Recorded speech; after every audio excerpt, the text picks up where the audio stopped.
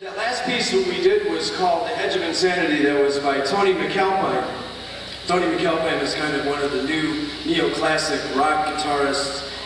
And one of the things is you always have to remember when you have a prelude, it always has to prelude into something, and that is what we preluded into. Not what Bach probably intended.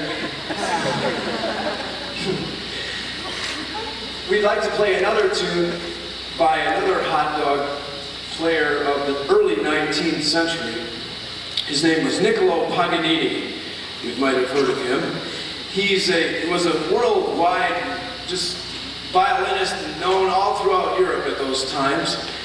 He would dazzle the audiences with his brilliant technique and his blazing speed.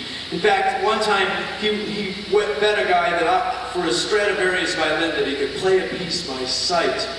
That this guy said, no, you couldn't even practice it. You couldn't even play it. Well, he won his first violin. And then he would do things like,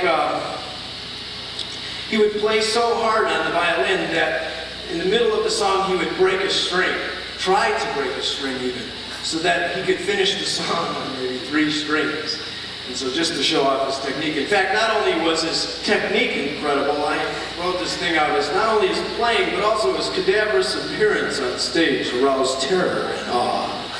His pale, long-drawn face, with its hollow cheeks and thin lips, seemed to curl into a sardonic smile, and his piercing expression in his eyes were like flaming coals, gave him a diabolical appearance.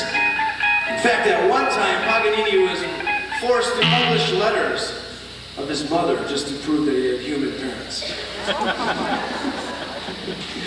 Okay, well, if you believe all that. Anyway,